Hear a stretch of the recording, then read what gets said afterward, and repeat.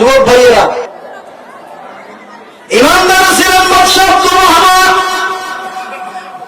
যার জীবনে কোনদিন তাহাজ্জুদ নামাজ কাজা হয়নি। সালেহা এমন দিনদার নারী ছিলেন, যে নারী জীবনে কখনো 5 ওয়াক্ত নামাজ কাজা দূরের কথা তাহাজ্জুদ নামাজ ছুটে যায়নি। তাহাজ্জুদ নামাজ যারা আদায় করেন, 5 ওয়াক্ত নামাজ যারা আদায় করে, আল্লাহ পাক রব্বুল আলামিন ডাক দিয়ে বলতেছেন, আলা ইন্না আউলিয়া আল্লাহ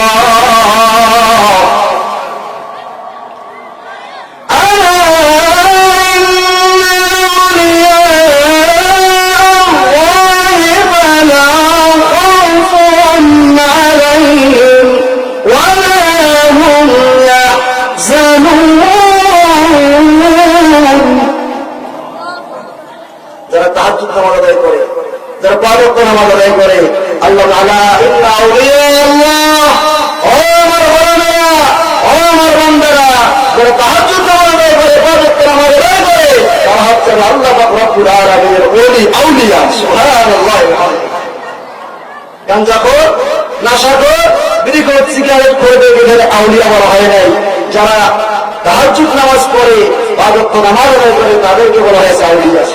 ইসলামের ইতিহাস থেকে মনোযোগ সহকারে শুরু। এই যে যখন ছোট ছোট দলগুলো, সমস্ত দল একজোট হইলেন, জোটটার নাম হচ্ছে ঐক্য জোট। কি জোট? কি জোট?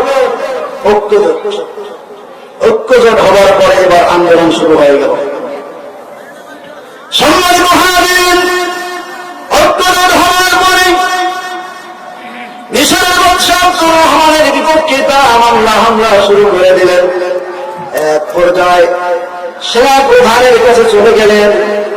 সেনা প্রধান বলছে, বাদশাহ আব্দুর রহমানকে যদি ফাঁসি দেওয়া না হয়, তার আস্তে আস্তে আমাদের যা আছে সমস্ত কিছু শেষ হয়ে যাবে, মানুষগুলো ইসলামের পথে চলে যাবে। সেনা প্রধান বিধর্মী ছিলেন, ইসলাম বিদ্বেষী ছিলেন, কোরআন হাদিস বিরোধী ছিলেন। এই কারণে তিনি যখন ঐক্য জোটের মহামানুষগুলোকে, শয়তানের মহামানুষগুলোকে যখন কথা বললেন, বলেন তো এবার সেনা প্রধানের কিছু কোথায় এবার আশ্বাস পেয়েছে? বলেন এদের শক্তি বাড়লো না কমলো? বাড়লো না কমলো? শক্তি বেড়ে গেল।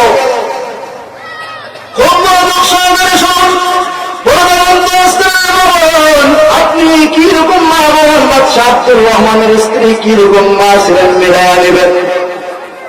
বাদশাহ আব্দুর রহমানের যখন এরকম কথা যখন বাদশাহ আব্দুর রহমানের কানে চলে আসলেন, সংক্ষিপ্ত করে বলছি, বাদশাহ আব্দুর রহমানের কানে যখন চলে আসলেন, আসার সঙ্গে সঙ্গে রাত গভীর রাত্রিতে বাদশাহ আব্দুর রহমান এবার ওইখান থেকে চলে আসলেন তার বাসায়। রাত গভীর রাত্রিতে এসে তার স্ত্রীকে ডাকতে বলতেছেন, ও আমার প্রাণপ্রিয় বিবি, এই জমিনে আমার ঘুমার আর কোন সময় নেই, মিশরের এই শহরে আমার ঘুমার আর কোন সময় হবে না, সুযোগ হবে না। স্ত্রী, এখনই তুমি উঠো, এখনই তুমি ঘুম থেকে জাগ্রত হও। আর 2টি সন্তান রয়েছে, আমার এই সন্তান দুটিকে তুমি জাগ্রত করো। তার স্ত্রী বললেন, প্রাণপ্রিয় স্বামীরে কি হয়েছে বলুন তো ভালো করে খুলেন। যে স্ত্রী এতক্ষণ পর্যন্ত কথা বলার কোন সুযোগ হবে না, কিন্তু আপনি ঘুম থেকে উঠেন, এখনই আমরা এই দেশ থেকে চলে যাব, এই দেশে আমরা থাকবো না, এখনই এই দেশ থেকে আমরা অন্য রাষ্ট্রে চলে যাব। দেখি আল্লাহ পাক রব্বুল আলামিন আমাদের জন্য ভাগ্যে কি রেখেছেন। ঈমানদার মুমিন মুত্তাকি যারা, তারা কিন্তু পৃথিবীর সমস্ত শক্তি যদি একাকার হয়ে যায়, একমাত্র আল্লাহ রাব্বুল আলামিনকে খুশি করার জন্য, ফাকাদ ইস্তাকবারাল ঈমান, তারা আল্লাহ রাব্বুল আলামিনকে খুশি করার জন্য মৃত্যু যদি চলে আসে, তারা ফাঁসির কাস্টে তারা ঝুলবে, কিন্তু কখনো বাতিলকে সমর্থন করবে। বাতিলকে সমর্থন আমরা বাংলাদেশে অনেক ইতিহাস দেখলাম, 17 বছর অনেক দেখলাম, দেশপ্রেমিক ভাই অনেক দেখলাম। দেশপ্রেমিকের কথা মুখে বলে, কিন্তু যখন বিপদ আসে দেশ থেকে পালিয়ে যায়, যখন দেশে শান্তি আসে আবার দেশে ফিরে এসে বলে আমি অমুক করলাম তমুক করলাম। আমার মতো দেশপ্রেমিক আর কেউ বলে কি বলে না? বলেন কি বললাম? বাদশাহ আব্দুর রহমান তার স্ত্রীকে ডাক দিয়ে বলতেছেন, তার স্ত্রীর নাম হচ্ছে সালেহা। কি নাম? সালেহা। নামও যেমন সালেহা, ধার্মিক, সালেহা শব্দ হচ্ছে কি ধার্মিক, দিনদারি। এই সালেহা বলছেন স্বামী, আচ্ছা ঠিক আছে চলেন। সন্তান দিদিকে ডাক দিলেন। একজনের নাম হচ্ছে আলিফ, একজনের নাম হচ্ছে কি লাম। এবার আলিফ আর লাম, আলিফ হচ্ছে বড় ভাই, ছোট ভাই নাম হচ্ছে কি লাম। দুইজনকে ঘুমন্ত অবস্থায় টেনে নিলেন বাদশাহ আব্দুর রহমান। এবার রাতের অন্ধকারে সম্মানিত হাজির, বাদশাহ আব্দুর রহমান যেতে যেতে তার স্ত্রীকে সমস্ত ঘটনা খুলে বললেন, প্রাণপ্রিয় বিবি রে, এইরকম ঘটনা ঘটে গেছে, অতএব আমার বিবি, আমের শেষ পর্যন্ত আল্লাহ পাক রব্বুল আলামিনের রুজুকে আঁকড়ে ধরব। আমি বাতিলদের কাছে কখনো মাথা নত করব না। আল্লাহ যদি আমাকে সম্মান দেন, পৃথিবীর কোন মানুষ নাই আমার সম্মানকে সম্মানিত করেন। ঠিক কিনা বলে? আল্লাহ যদি আপনার আমার সম্মান দেন, আল্লাহ যদি আমার মাথা ধরে টানে, আপনি যদি পা ধরে নিজ পাশে টানেন, বলেন তো ভাই, এটা কি উপর পাশে ওঠা থেকে নিজ পাশে যাওয়া সম্ভব? কখনো সম্ভব না। তার স্ত্রীকে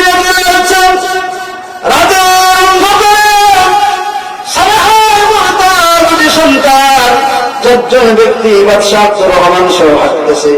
হাঁটতে হাঁটতে হাঁটতে যাইতে যাইতে কোরআন কাহিনী শুনলে আমার হয়ে যাবেন। আপনাদের জীবনে এই ঘটনা শুনেছেন কিনা? সিরাত বিশ্বকোষ থেকে আমি এই ঘটনা পড়েছি। সম্মানিত হাজিরিন, এবার এই ব্যক্তি চারজন চলে যাচ্ছে রাতের অন্ধকারে অন্ধকারে ওই দেশ ছেড়ে। এবার মিশর থেকে অন্য রাষ্ট্রে পা দিলেন। অনেক বড় বন জঙ্গল, বন জঙ্গলের মাঝখানে গিয়ে উপস্থিত হয়ে গেলেন। এদিকে শুনে সাবেক হয়ে গেল, সূর্য উঠে গেল। বাদশাহ আব্দুর রহমান ডাক দিয়ে বলতেছে, আর আমাদের এখান থেকে সামনের দিকে আগানো যাবে না।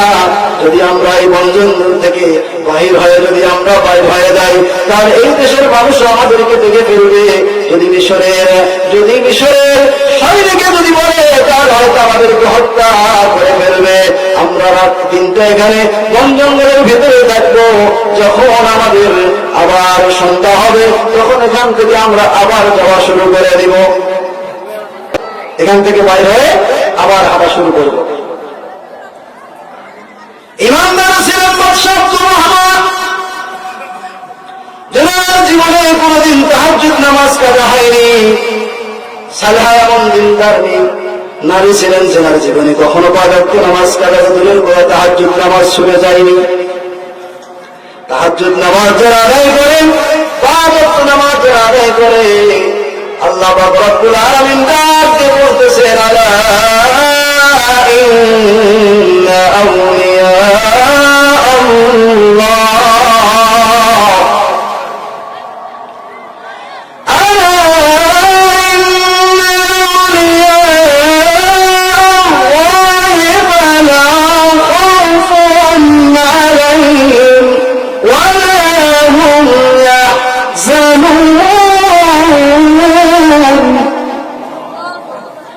যারা তাহাজ্জুদ নামাজ আদায় করে, যারা 5 ওয়াক্ত নামাজ আদায় করে, আল্লাহ আলা ইন্না আউলিয়া আল্লাহ, ও আমার বান্দারা, ও আমার বান্দারা, যারা তাহাজ্জুদ নামাজ আদায় করে, 5 ওয়াক্ত নামাজ আদায় করে, তারা হচ্ছে আল্লাহ পাক রব্বুল আলামিনের ওলি আউলিয়া। সুবহানাল্লাহ। গাঞ্জাখোর, নেশাখোর, বিড়িখোর, সিগারেট খোরদের এখানে আউলিয়া বলা হয় নাই। যারা তাহাজ্জুদ নামাজ পড়ে, 5 ওয়াক্ত নামাজ আদায় করে, তাদেরকে বলা হয়েছে আউলিয়া। সুবহানাল্লাহ বলবেন না? এই আউলিয়াদের কি নাই? একদম খাওয়া আলাইহিম, তাদের কোনো ভয় ভীতি কোনো নাই।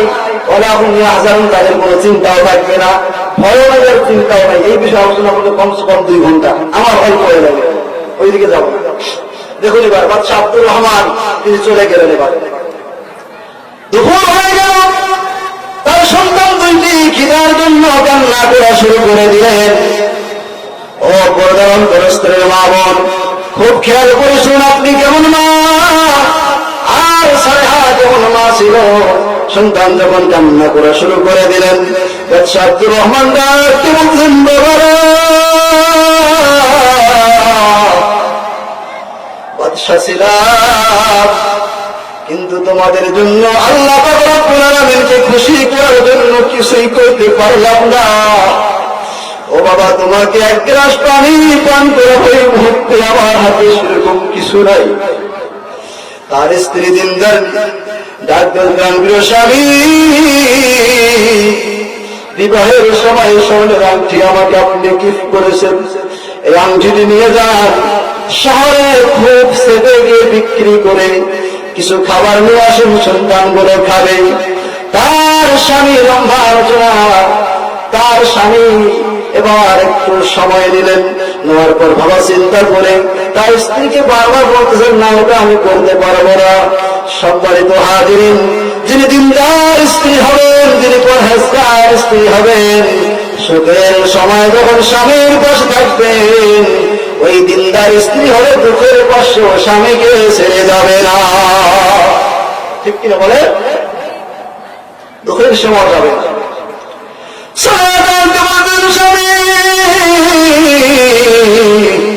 সুখের সময় তোমার সঙ্গে ছিলাম, দুঃখের সময় যদি তোমার সঙ্গে না থাকি আল্লাহ বেজার হয়ে যাবে, আল্লাহ নারাজ হয়ে যাবে।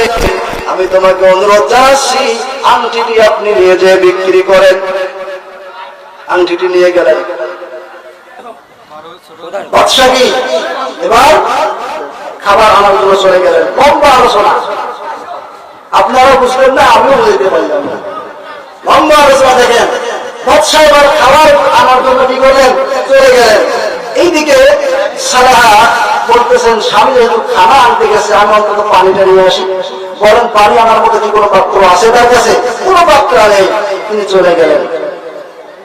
সালাহা চলে গেলেন নদীর কাছে, সাগরের কাছে চলে গেলেন। সাগরের কাছে গিয়ে শাড়িটা একটা আসল সাগরের উপরে দিলেন, পানিতে দিয়ে ভিজে নিয়ে পানিটা নিয়ে চলে আসলেন। এইরকম সময় সাগরের তীরে একজন সওদাগর, এই সওদাগর সালেহাকে দেখতে পাইলেন। সালেহাকে দেখার সঙ্গে সঙ্গে এই সওদাগর অবিবাহিত ছিল, দেখার সঙ্গে সঙ্গে সুন্দরী নারীকে পছন্দ করলেন। সওদাগর এবার চলে আসতেছেন। আসার সময় সওদাগর খুব দ্রুত ড্রাইভারকে বলছে, দ্রুত চালাও, এই নারীকে ধরতে হবে। বন জঙ্গলের ভিতরে এত সুন্দর নারী আমার জীবনে চোখে দেখিনি, এই সুন্দর নারীকে আমাকে ধরতে হবে, এনার পিছন ধরতে হবে। পিছনে পিছনে এবার চলে আসতেছেন, পিছনে পিছনে চলে আসলেন। এবার সন্তান দুটিকে পানি এগুলো পান করাবেন। এইরকম সময়, এরকম মুহূর্ত সময়ে সওদাগর এসে সালেহাকে বুকের সঙ্গে জড়িয়ে ধরেছেন। সালেহাকে বুকের সঙ্গে জড়িয়ে ধরলেন।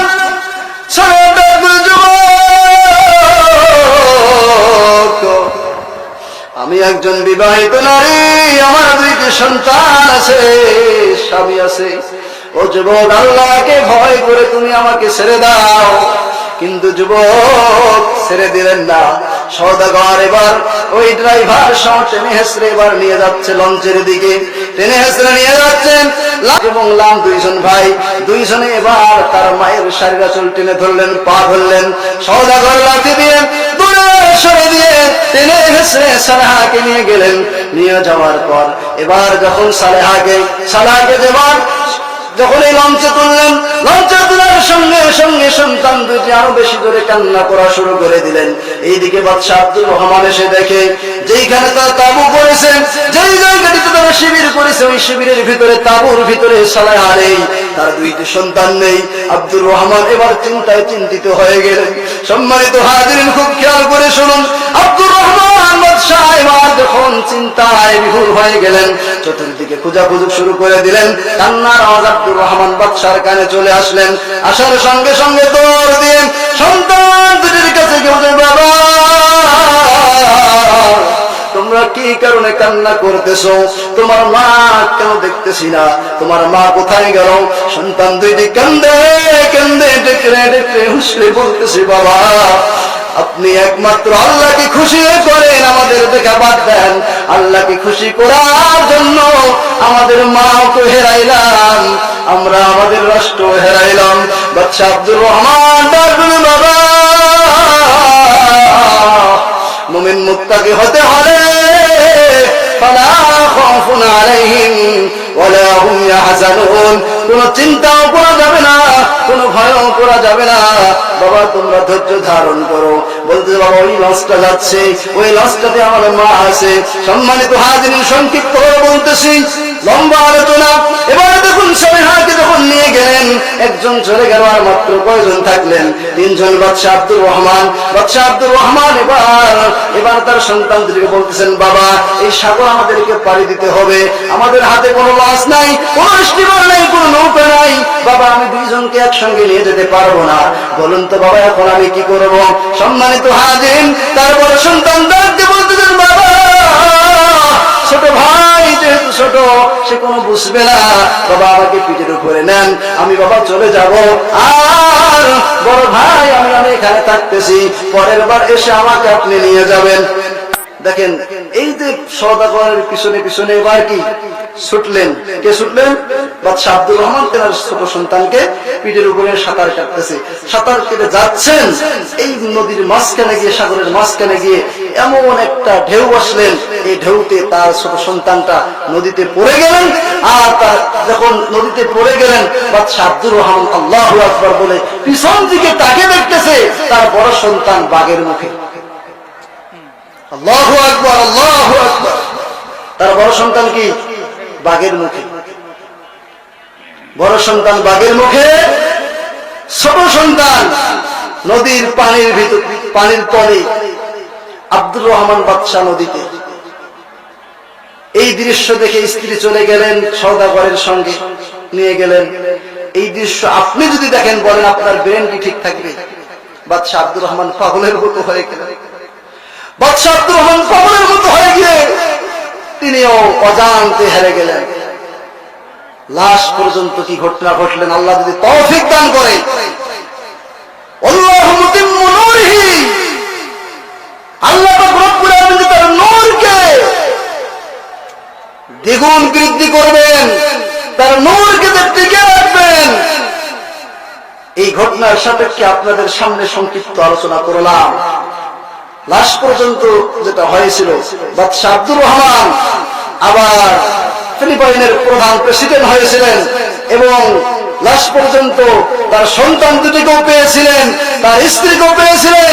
বরঞ্চ যারা নূরকে নিভিয়ে দেওয়ার জন্য প্রচেষ্টা চালিয়েছিলেন, তারা দুনিয়ার বুকে ধূলিসাৎ হয়ে গেছেন। সুবহানাল্লাহ। আল্লাহ পাক রব্বুল আলামিনের নূরকে আল্লাহ পাক রব্বুল আলামিন উপলব্ধি করবেই, যতই কাফেররা ওয়া কারিহাল কাফিরুন, যতই তারা প্রচেষ্টা চালাক না কেন। আসুন কোনদিন যদি সুযোগ হয়, আপনাদের সামনে যদি হাজির হই, ইনশাআল্লাহ আল্লাহ পাক রব্বুল আলামিনের এই নূর থেকেই আমরা আলোচনা শুনবো ইনশাআল্লাহ। ওয়া মা তাওফিক ইল্লা বিল্লাহ। আসসালামু আলাইকুম ওয়া রাহমাতুল্লাহি ওয়া বারাকাতুহু।